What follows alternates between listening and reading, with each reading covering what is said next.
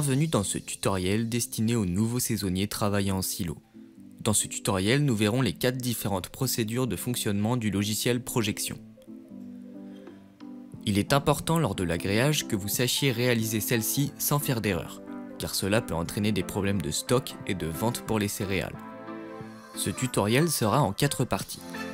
Première partie, l'apport en dépôt. Deuxième partie, le transfert sortie. Troisième partie, le transfert entrée. Bien, commençons. Première partie, l'apport en dépôt.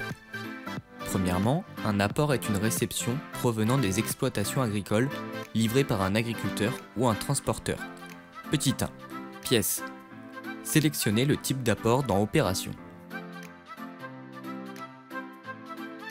Puis, sélectionnez le silo dans lequel vous vous trouvez. Nous choisissons ici le silo de Thuzy.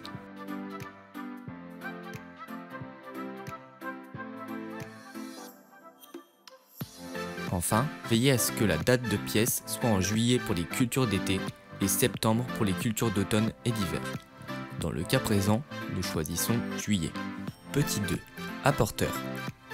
Renseignez l'agriculteur à l'origine de l'apport. Il vous suffit de rentrer le signe pourcentage ainsi que le nom de l'apporteur. Vous pourrez ensuite sélectionner celui-ci. Petit 3. Céréales. Renseignez la culture que l'agriculteur vous ramène. Dans notre exemple, nous avons du blé tendre classique. Il existe par ailleurs plusieurs divergences lors du choix de la céréale que vous pouvez retrouver dans le manuel des procédures papier ou en lien dans la description. Petit 4. La pesée. Le ticket de pesée est obligatoirement identique au numéro du brouillard.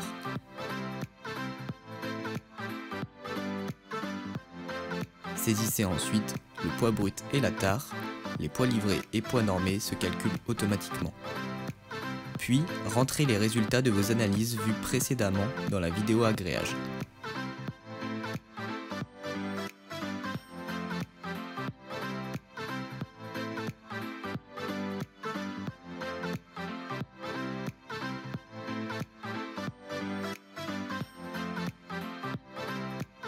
Enfin, sélectionnez la cellule vers laquelle vous avez dirigé l'agriculteur.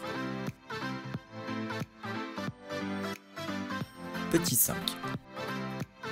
Saisissez la date de réception qui correspond toujours à la date réelle de l'apport. Puis, 2 propositions s'offrent à vous. Si l'apport vient d'un agriculteur, alors rentrez les informations pour un transport agricole. Si l'apport vient d'un camion d'agriculteur, alors vous pouvez rentrer le signe pourcentage par lui-même et sélectionner transport agricole dans le type de transport.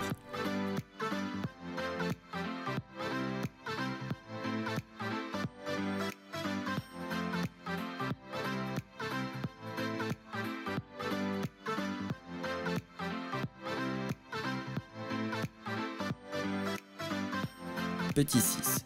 La charte de sécurité alimentaire.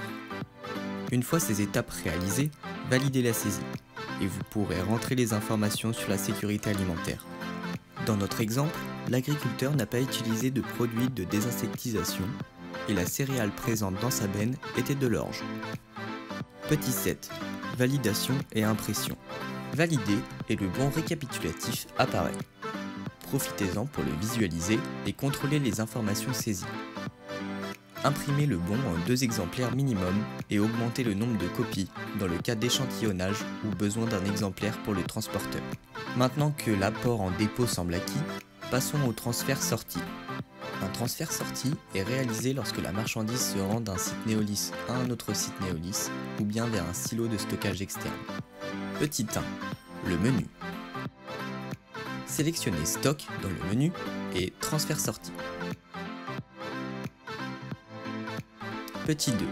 Pièces.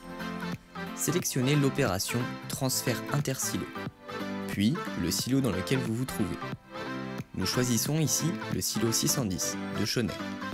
Enfin, veillez à ce que la date de pièce soit bonne. Petit 3. Céréales. Renseignez la culture correspondant à votre sortie. Pour notre exemple, nous sélectionnons du tournesol durable. Petit 4. Le silo d'entrée. Renseignez le silo d'entrée, soit le site de destination de la livraison, Celle-ci vous est communiquée par le service logistique à l'avance. Nous prenons Neolis SAO pour l'exemple. Petit 5. La pesée. Le ticket de pesée est obligatoirement identique au numéro du brouillard. Saisissez ensuite les poids bruts et la tare. Les poids livrés et poids normés se calculent automatiquement. Puis, rentrez les résultats de vos analyses vues précédemment dans la vidéo agréage, mais effectuées avant le départ du camion. Dans le cas où un bon manuel aurait été rempli en raison d'une panne d'ordinateur ou de projection par exemple, saisissez le numéro du bon manuel dans le champ numéro bon. C'est essentiel pour faire le lien avec le brouillard en cas de contestation ou faire le lien avec le transfert entrée. Petit 6. Logistique. Saisissez la date d'enlèvement qui correspond toujours à la date réelle de la sortie. Ensuite, rentrez les données du transporteur en commençant directement par la plaque d'immatriculation de la remorque dans le deuxième champ de la ligne véhicule. Le reste des informations seront remplies automatiquement. Puis, sélectionnez si c'est un semi-remorque ou des caissons. Et enfin le numéro de CMR donné par le transporteur. Petit 7. Le stock. Sélectionnez la cellule et reportez le poids normé dans la zone à sortir, de manière à impacter le stock. Petit 8.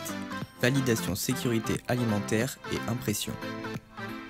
Maintenant, vous pouvez valider et compléter la fiche sécurité alimentaire avec le produit de traitement, s'il y a eu lieu de le renseigner, avec la date, la dose et la quantité traitée. Sinon, laissez la case vide. Cliquez sur Contrôle Ben effectué et conforme, afin de confirmer que vous avez procédé aux différents points de contrôle. Puis, complétez les 3 derniers précédents de la benne du transporteur. Maintenant que vous pouvez réaliser un transfert sortie, vous pouvez être amené à réaliser des transferts entrée. Un transfert d'entrée correspond aux réceptions de marchandises provenant des sites Neolis ou bien d'un silo de stockage externe. Petit 1. Le menu. Commencez par sélectionner Stock dans le menu et Transfert entrée. Puis, renseignez les critères de recherche. Statut à valider, silo entrée, code de votre silo. Dans notre exemple, nous sélectionnons le silo 690 6K. Grâce au bon transfert sortie, donné par le chauffeur ou aux informations écrites sur la lettre de voiture, sélectionnez le bon d'entrée correspondant. Petit 2. Pièce. La date de pièce qui s'affiche correspond à la date de pièce du transfert sorti et ne doit surtout pas être modifiée. Petit 3. Céréales. Vérifiez qu'il s'agit de la bonne variété et de la bonne récolte. Petit 4. Le silo de sortie. Cet encadré vous permet de vérifier que vous validez le bon de transfert. L'étiquette correspond au ticket de pesée et il est possible de consulter le bon de transfert sorti en cliquant sur son numéro. Petit 5. La pesée. Le ticket de pesée est obligatoirement identique au numéro du brouillard. Les poids et les caractéristiques saisies à la sortie sont affichés. Petit 6. Logistique. Là encore, vérifiez que vous validez le bon de transfert sorti. Les informations doivent correspondre à la lettre de voiture fournie par le chauffeur. La date de réception qui s'affiche correspond à la date du jour. Vous pouvez la modifier si la validation du transfert est faite plus tard, mais elle doit correspondre à la date réelle d'entrée de la marchandise. Petit 7. Le stock. Renseignez la cellule où la marchandise a été vidée en la sélectionnant. Petit 8. Commentaires. N'hésitez pas à saisir toute information utile à la compréhension du mouvement. Petit 9. Validation sécurité alimentaire et impression. Une fois tous les éléments vérifiés et validés, imprimez le bon en 2 exemplaires. Voilà, vous êtes maintenant prêt à utiliser le logiciel Projection. Si vous avez la moindre question, n'hésitez pas à contacter le service logistique de Neolis. Bon courage et bonne collecte.